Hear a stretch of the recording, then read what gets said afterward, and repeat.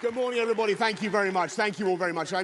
It's fantastic, of course, to be here in Manchester at the best-attended conference for years, and I gather there was quite a lively mood last night in the hotel bars. And I want you to know, I understand that some of you may have been mildly peppered with abuse on the way in. Were you? Well, they're good. I'm delighted. I'm delighted that you weren't. But even if you were, I don't think any of us are abashed by that kind of thing or downcast, because we're conservatives and we get on with serving the people of this country. And speaking of service, I should begin by paying tribute to my predecessor, Theresa May.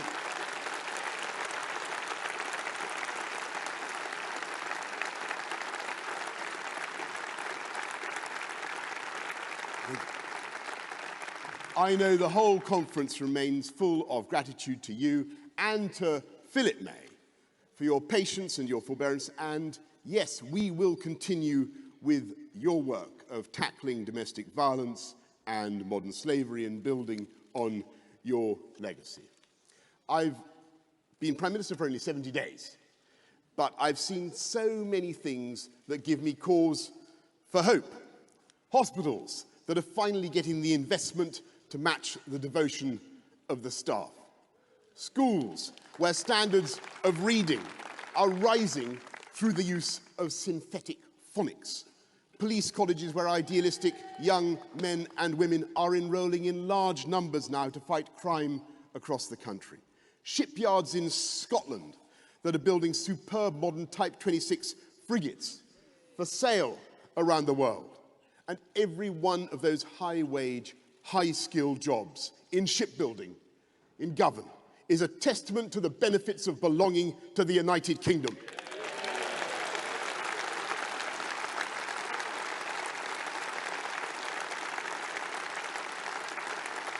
The most successful political partnership in history, which we will protect and defend against those who would wantonly destroy it. And I say to Ruth Davidson as well, thank you, Ruth, for everything you did and have done for the cause of conservatism in Scotland, and we will honour your legacy too. And I'm proud of the role that this government is playing in every one of those investments. And of course, they are only possible because it was this Conservative government that tackled the debt and the deficit left behind by the last Labour government. It was because we cleared up the wreckage they left behind that we now have record employment, wages rising the fastest for 10 years, and we have record foreign direct investment of £1.3 trillion, more than any other country in the EU. So we have so many reasons to be confident about our country and its direction, and yet I feel sometimes we're like a world-class athlete with a pebble in our shoe. There is one part of the British system that seems to be on the blink. If Parliament were a laptop, then the screen would be showing, I'm afraid, the pizza wheel of doom. If Parliament were a school, Ofsted would be shutting it down or putting it in special measures. If Parliament were a reality TV show, then the whole lot of us, I'm afraid, would have been voted out of the jungle by now. But at least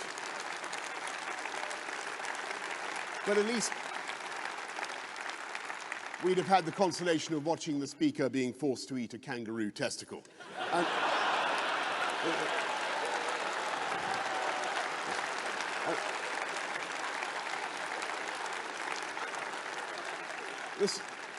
the sad truth is that voters have more say. Voters have more say over I'm a celebrity than they do over this House of Commons, which which refuses to deliver Brexit, refuses to do anything constructive, and refuses to have an election.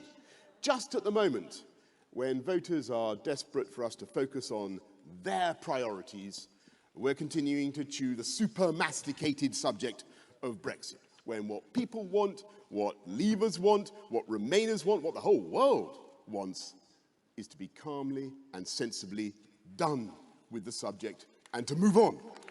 And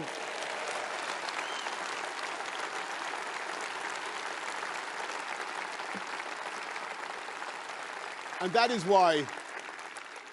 why we are coming out of the EU on October the 31st, come what may. Conference.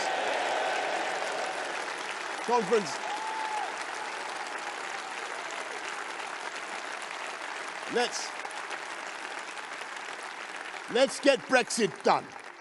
We can, we must, and we will, even though things have not been made easier by the surrender bill. We will work for a deal with our EU friends, but whatever happens, we must come out by the end of October. Let's get this thing done, and then let's get ready to make our case to the country against the fratricidal anti-Semitic Marxists who were in Brighton last week. Last week, Jeremy Corbyn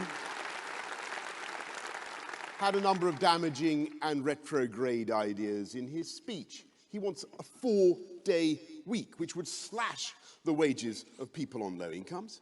He wants to ban private schools and expropriate their property, even though it would cost the taxpayer £7 billion to educate the kids. He wants to stamp out excellence in schools by banning Ofsted, the inspectors who ensure that schools are safe for our children. But he had one good idea. He had a whole paragraph repeating what he has said every week for the last 3 years. He wants an election now. or that is what he was going to say. Poor fellow.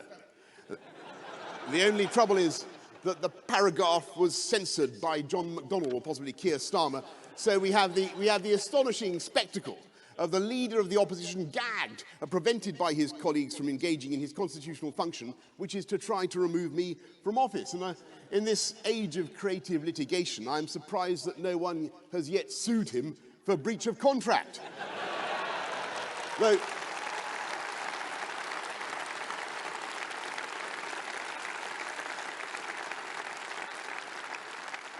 Though it now appears that the SNP may try to bundle him toward the throne, like some Konstantin Chernenko figure.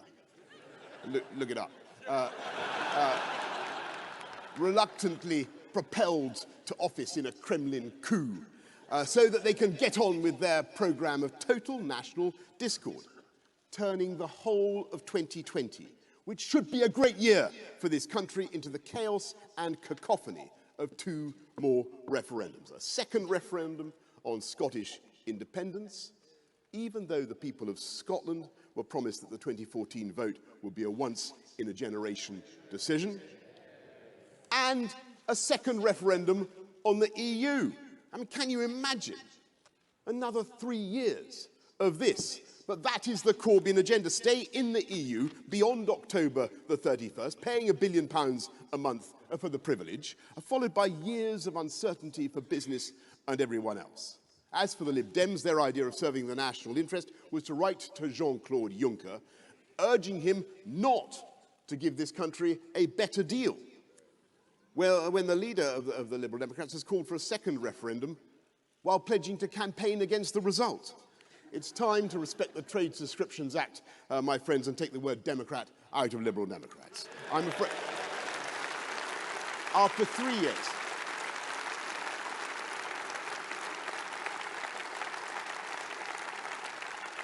After 3.5 years, people are beginning to feel that they are being taken for fools, and they're beginning to suspect that there are forces in this country that simply don't want Brexit delivered at all. And if they turn out to be right in that suspicion, then I believe there will be grave consequences for trust in our democracy. Let's get Brexit done on October the 31st. Let's get it done because of the opportunities that it will bring not just to take back control of our money and our borders and our laws, to regulate differently and better, to take our place as a proud and independent global campaigner for free trade. Let's get it done because delay is so pointless and expensive and debilitating. Let's get it done because we need to build our positive new partnership with the EU. Because it cannot be stressed too much that this is not an anti-European party. This is not an anti-European country. We are European. We love Europe. I love Europe anyway. I love it. But after 45 years of really dramatic constitutional change in our relationships, we must have a new relationship with the EU, a positive and confident partnership, and we can do it. And today in Brussels, we are tabling what I believe are constructive and reasonable proposals, which provide a compromise for both sides. We will, under no circumstances, have checks at or near the border in Northern Ireland. We will respect the peace process and the Good Friday Agreement. And by a process of renewable democratic consent by the Executive and the Assembly of Northern Ireland, we will go further and protect the existing regulatory arrangements for farmers and businesses on both sides of the border. And at the same time, we will allow the UK, whole and entire, to withdraw from the EU with control over our own trade policy from the start.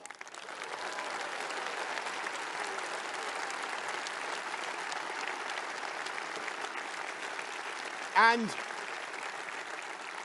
we will protect our precious union between Great Britain and Northern Ireland. And yes, this is a compromise by the UK, and I hope very much that our friends understand that and compromise in their turn. Because if we fail to get an agreement because of what is essentially a technical discussion on the exact nature of future customs checks, when that technology is improving the whole time, then let us be in no doubt, conference, of what the alternative is. The alternative is no deal. And that is not an outcome we want. It is not an outcome we seek at all. But let me tell you, my friends, it is an outcome for which we are ready.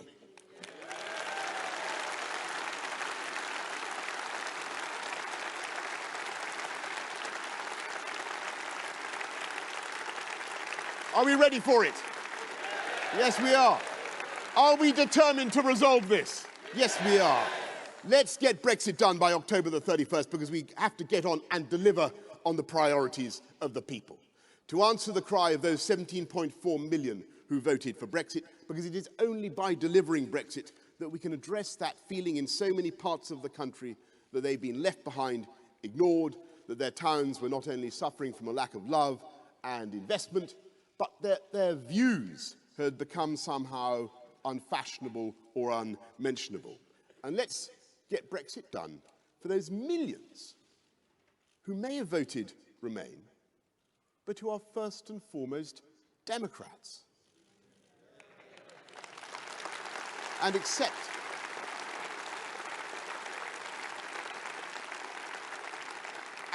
who accept the result of the referendum and want to get on. And when I say that I want us to work together now to bring this country together, of course you're entitled. It's the first time I've spoken to you as party leader and Prime Minister at this conference. You're entitled to ask about my core principles and the ideals that drive me and are going to drive me as your Prime Minister. And I'm going to follow the example of my friend Sajid Javid, who gave a brilliant speech. I'm going to quote that supreme authority in my family, my mother. And I know that there are some keen students of alleged divisions in my family on matters of the EU. But I want you to know, conference, that I have kept my ace up my sleeve. My mother voted leave. And my mother...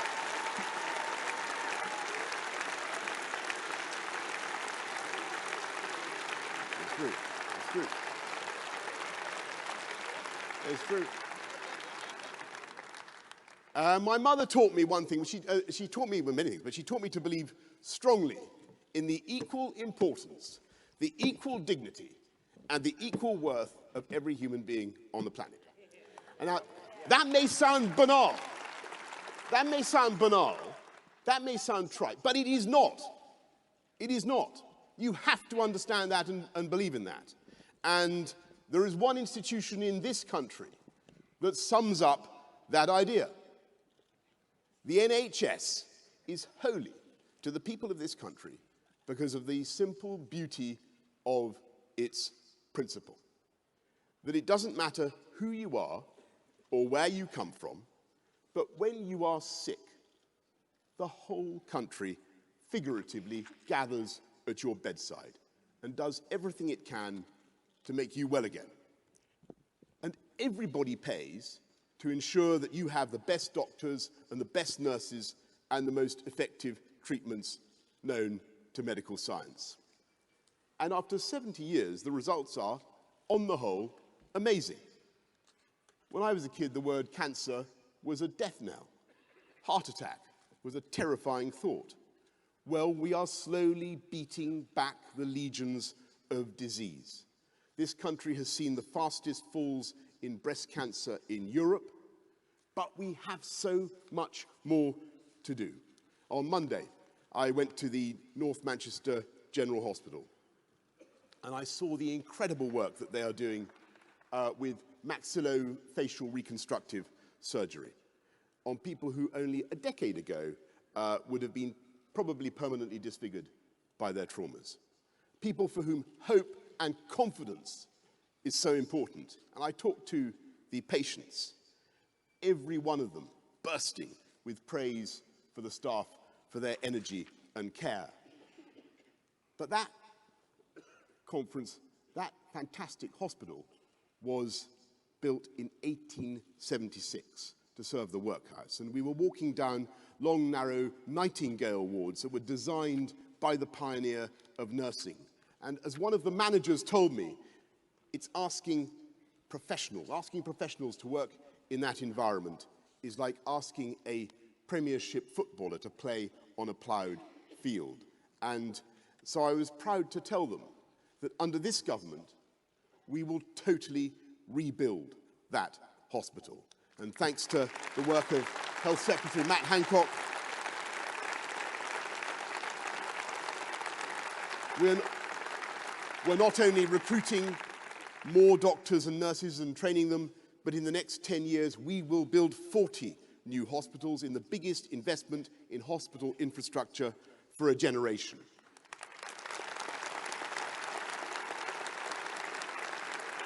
Because after 70 years of the existence of the NHS, 44 of them under a Conservative government, it is time for us to say loud and clear, we are the party of the NHS. And I claim that title. I claim that title because it is our one nation conservatism that has delivered and will deliver the economic growth that makes those investments possible. And it is we Conservatives too who will solve the problems of social care and end the injustice that means so many people have to sell their home to pay for their old age. And if you ask me, how are we going to do it? How are we going to pay for it all? How are we going to grow the UK economy? I will tell you, it is by raising the productivity of the whole of the UK, not with socialism, not with the deranged and ruinous plans borrowed from the playbook of Bolivarian revolutionary Venezuela, but by creating the economic platform for dynamic, free market capitalism. Yes.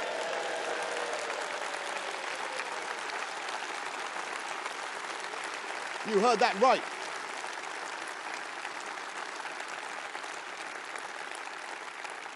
When did you last hear a Tory leader talk about capitalism? We are the party of the NHS precisely because we are the party of capitalism, not because we shun it or despise it, and we understand the vital symmetry at the heart of the modern British economy between a dynamic enterprise culture and great public services. And I, of course, I've seen that formula in action for a long time myself. Now, who comes from London? Hands up. It's all right, who lives there? Don't worry, nothing, no disgrace. I used to be mayor there. It's one of the, fantastic place, greatest city on earth. And it's one of the many astonishing things about our nation's capital. It is the most productive region in the whole of Europe. For lots of reasons, in 1863, amongst other things, we were the first place to think of putting trains in tunnels and that kind of thing. And yet there are many other regions of the country that are far less productive. And that represents not just an injustice, though of course it does, but a massive opportunity.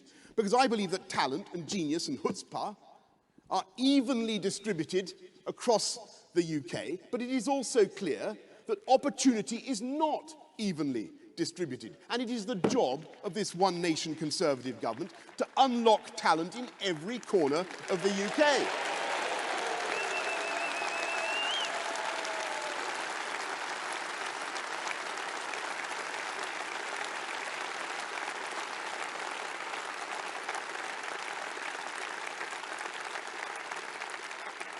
Because that is the right thing to do in itself, and because that is the right way to release the economic potential of the whole country. And the first thing you've got to do, basic hygiene, if you're going to spread opportunity, is to insist on the equal safety of everybody's street wherever they live.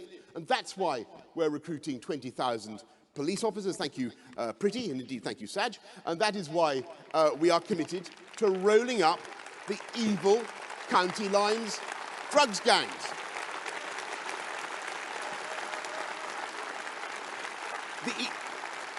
The evil county lines drugs gangs that predate on young kids and send them to die in the streets to feed the cocaine habits of the bourgeoisie, and we will succeed. And yes, we will be tough on crime. We will make sure that the police have the legal powers and the political backing to use stop and search, because it may be controversial. It has to be done politely and in accordance with the law. But believe me, when a young man, and I'm afraid it's almost invariably a young man, is going equipped with a bladed weapon, there is nothing kinder or more loving or more life-saving you can do than to ask him to turn out his pockets and produce that weapon. And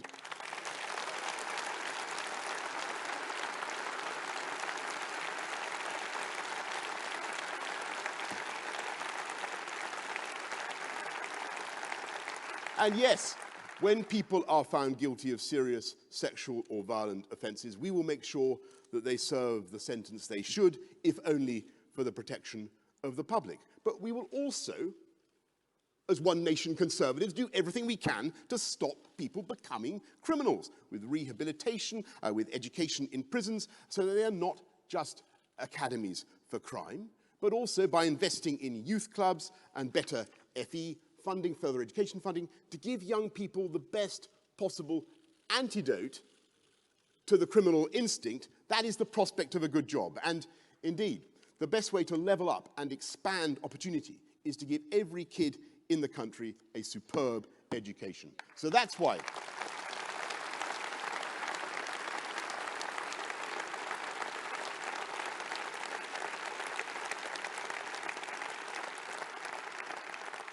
That's why we're levelling up education funding across the country, with the schools that have fallen furthest behind now seeing the biggest increases, so that every child has the chance they deserve to express their talents. And it's so that they can get the jobs that we are creating.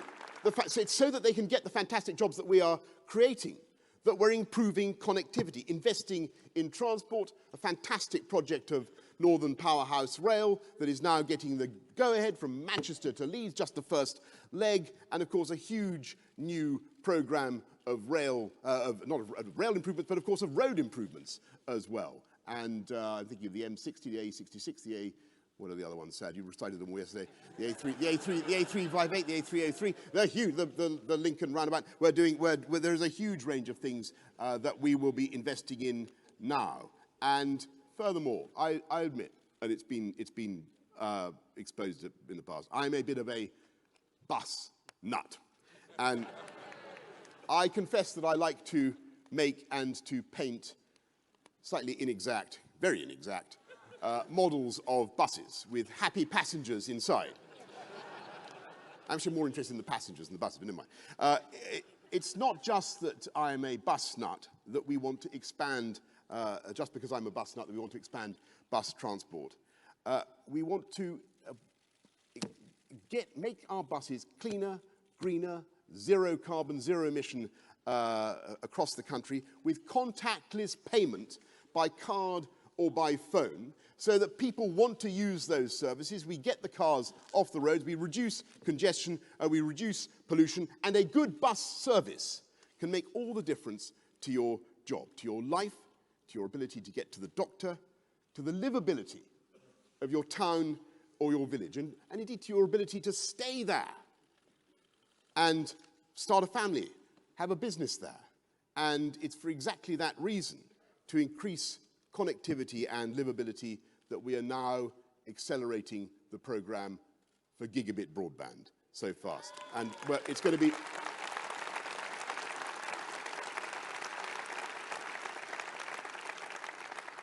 To be truthful, I'm not entirely sure of the exact technical details of gigabit broadband, but we're bringing it forward by 8 years, and it will mean that everybody has, not just super fast, but incredibly fast, speed of light broadband spreading into every home in the country like super informative vermicelli, and bringing people together, giving people opportunity, giving people certainty that they can, as I say, start a business, raise their family where they are. And that is the way, I think, with better connectivity, with better transport, better education, to unite the country and to bring it together. But there's, of course, another vital effect of the right infrastructure and the right technology. You increase the productivity of the whole UK economy. If the streets are safe, if the transport links are there, if you have good Wi-Fi, good broadband connections, what else do you allow to happen? Eddie? You allow new housing to go ahead. Huge numbers of new houses on brownfield sites that were never considered viable before. And that's the way forward. And you allow young people to get a foot on the housing ladder. And you allow young people to live near the good jobs. And above all, with safe streets and affordable housing and fantastic Wi-Fi, we give, as I say, business the confidence to invest and to grow. And that is the virtuous circle, the balance and the symmetry at the heart of our One Nation project. And there are so many ways in which this country is pulling ahead. London has overtaken New York as the #1 city for investment in fintech firms. And that's before we've even delivered Crossrail, which, by the way, was on time and on budget when the last mayor left office. And isn't it time? Isn't it time we had a mayor? Isn't it time we had a mayor who is focused on the job of running London? And isn't it time? Isn't it time we got behind our fantastic candidate, Sean Bailey? Let's back Bailey for London in 2020.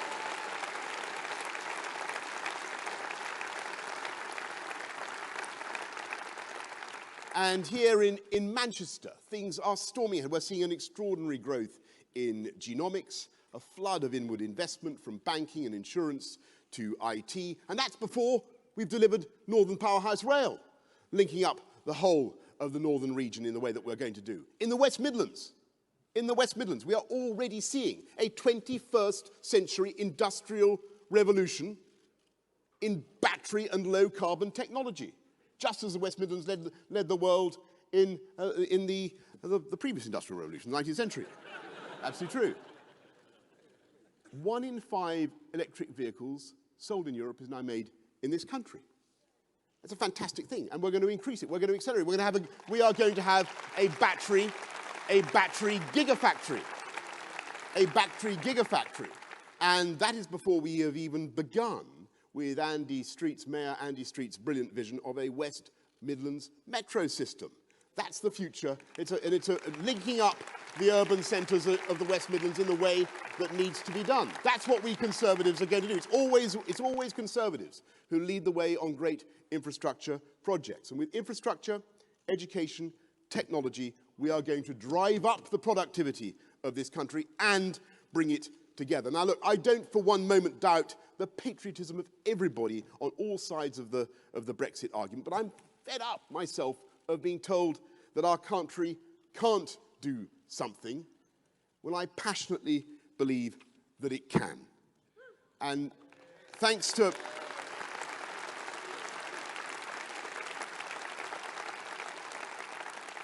British technology, there is a place in Oxfordshire, my former constituency actually, in Oxfordshire, that could be soon the hottest place in the solar system. In fact, I think they told me it was already the hottest place when I went there.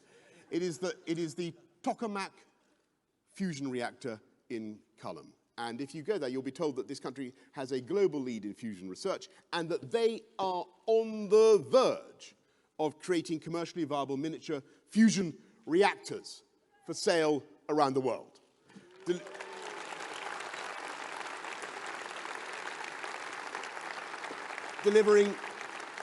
Delivering virtually unlimited zero carbon power. Now, I know that they have been on the verge for some time. It's a pretty spacious kind of verge. But I think they tell me now they're really on the verge of the verge. But I remember, but all you skeptics, I remember it was only a few years ago when people were saying that solar power would never work in cloudy old UK. And they said that wind turbines would never pull the skin off a rice pudding, remember that? Well, there are some days now when wind and solar power are delivering more than half our energy needs.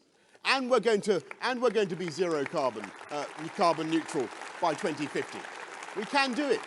With new technology, we can do it. We can become carbon neutral by 2050. We can beat the skeptics. We're already using gene therapy to cure blindness. This country leads the world in satellite technology, and we're building 2 spaceports, one in Sutherland and one in Newquay. And soon we'll be... Thank you. The whole of the UK is going to benefit from these investments. And soon we will be sending missions to the heavens, geostationary satellites, which will be, by the way, infrastructure in space will be of huge value to this country. Now, conference, can you think of anyone who could trial the first mission? Can you think which communist cosmonaut we should coax into the cockpit?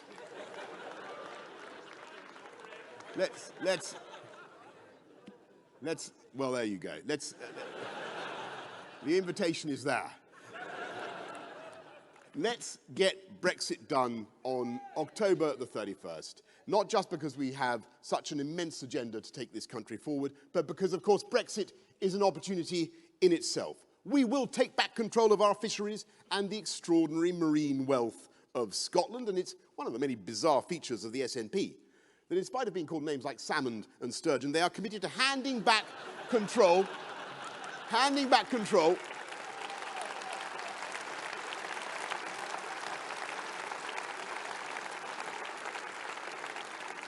They want to hand back control of those fish to the EU. Alistair, we want to turbocharge the Scottish fishing sector. They would allow Brussels to charge for our turbot. You could see that one coming. You could see. But it's true. It's true. We will be able to allow UK business, when we leave the EU, we'll be able to allow UK businesses and manufacturers to have bigger tax breaks for the investments they make in capital and new technology. We can, out of the EU, we can do free ports. We can use the tax regime to do free ports and new enterprise zones. We can ban the cruel shipment of live animals that has offended the British people for so long.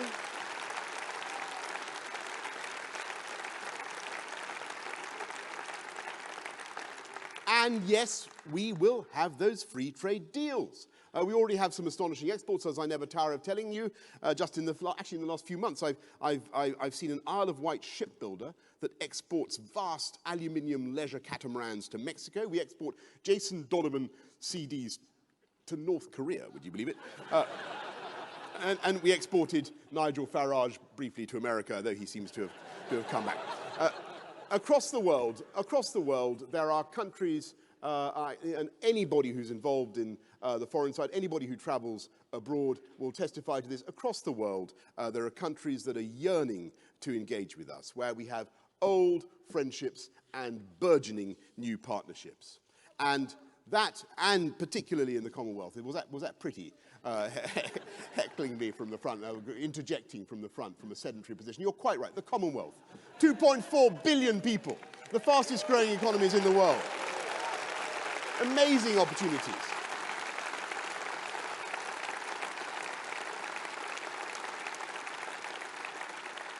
And that is our vision for Britain, a country that is open, outward-looking, global in mindset, insisting on free trade. A high-wage, low-tax, high-skill, high-productivity economy with incomes rising fastest for those who are lowest paid. A country where we level up and unify the entire United Kingdom through better education, better infrastructure and technology. A country where, provided you obey the law and do no harm to others, you can live your life and love whomsoever you choose. A country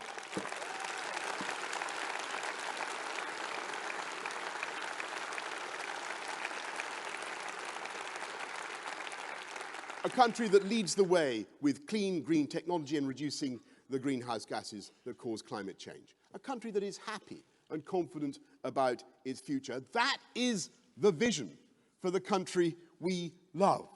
And when the opposition finally screw their courage to the sticking point and agree to have an election, when the chlorinated chickens finally waddle from the hen coop where they are hiding, that is the vision for the country that we will put to the British people. And the choice is clear. We put up wages with the biggest expansion of the living wage for a generation. Corbyn would put up taxes for everyone. We back our superb armed forces around the world.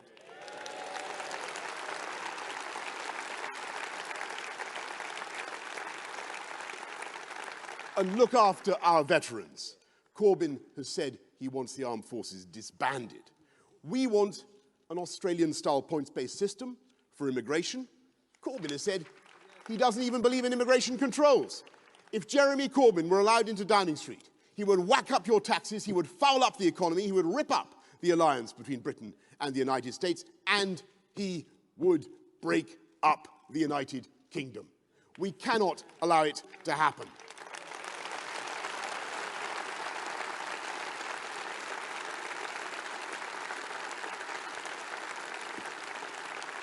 But it is worse than that, because it's become absolutely clear that he's now determined to frustrate Brexit. What do we want and need?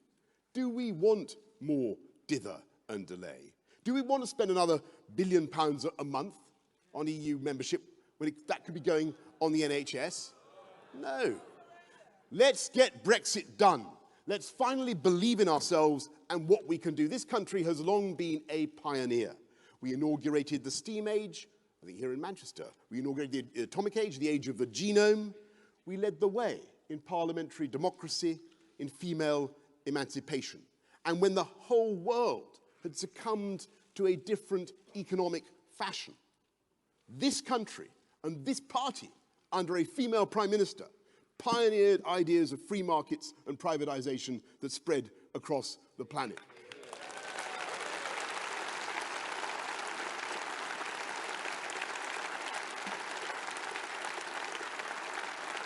Every one of those ideas was controversial. Every one of them was difficult. But we always had the courage as a country to be original, to do things differently. And now we are about to take another giant step, to do something no one thought we could do, to reboot our politics, to relaunch ourselves into the world, and to dedicate ourselves again to the simple proposition that we are here to serve the democratic will of the British people. And if we do that with optimism and confidence, then I tell you, we will not go wrong. So let's get on with sensible, moderate, one nation, but tax-cutting conservative government, and figuratively, if not literally, let us send Jeremy Corbyn into orbit where he belongs. Conference, let's get Brexit done, and let's bring this country together. Thank you very much.